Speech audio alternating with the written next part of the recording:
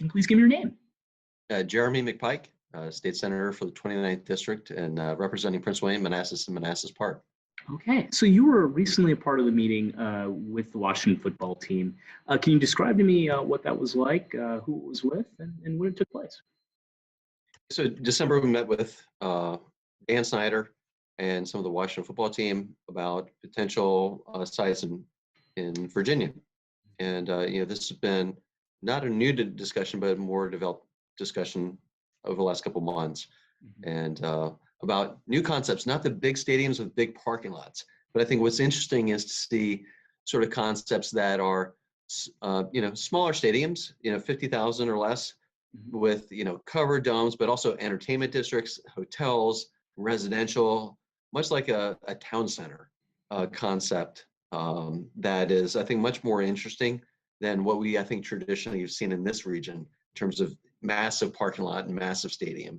I think the business model's changed to attract not just folks to a stadium for one event every couple weeks or 12 or 20 times a year for different events, but what does it look like for year round? And I think when someone's looking to invest $1 billion plus, I think we should have a conversation about what it means and figuring out what the right fit is. And I think, go ahead, John. Well, I was going to say, I mean, Loudoun County was one of the counties that was mentioned, and also Prince William County, the county that you represent. A mixed-use type of neighborhood that's built around a stadium, how beneficial do you think that would be for a community like yours? Well, yeah, I think it's all about figuring out the right fit. And, I don't know what the conversation is going to be like for Prince William or Loudoun. I think it's very much specific to the neighborhood picked. Obviously, the first thing that comes to mind is traffic. What are the transportation options? What are the local impacts?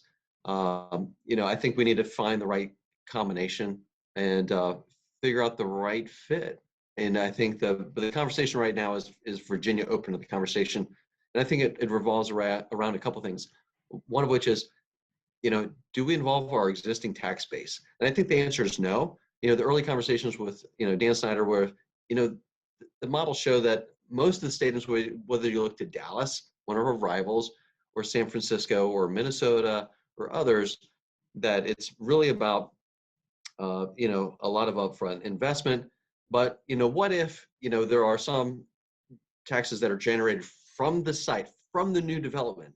Can those be applied for infrastructure improvements, for parts of and components of the stadium? I think that becomes a much more interesting conversation. If you say, taxpayers aren't footing the bill, I'm not interested in taxpayers footing the bill for the whole stadium. That's to me, that's a non-starter. And I think that's an old way. 20 years ago, 30 years ago, you might have heard that conversation. I don't think that's the conversation today. We need to be much more dynamic, much more nimble. And I think that's part of the conversation. But I think it's really interesting, a new, really entertainment and destination sort of stadium attraction practice, residential, retail, restaurants, having the whole thing in one place.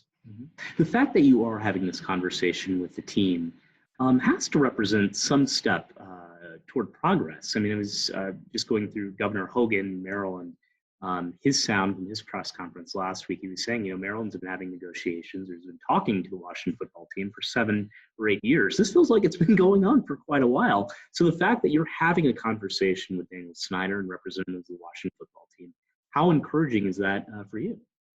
Well, I've always been a Washington fan. Growing up with Riggins and Hogs and all that, it's been a tradition, which has been great. But you know what? Virginia's had a very good relationship over years with the practice facility, the headquarters, everything else. We've always been a great place to do business. And we want to always figure out ways we can innovate, attract new, dynamic opportunities in Virginia. And I'm always going to be a supporter of that. So.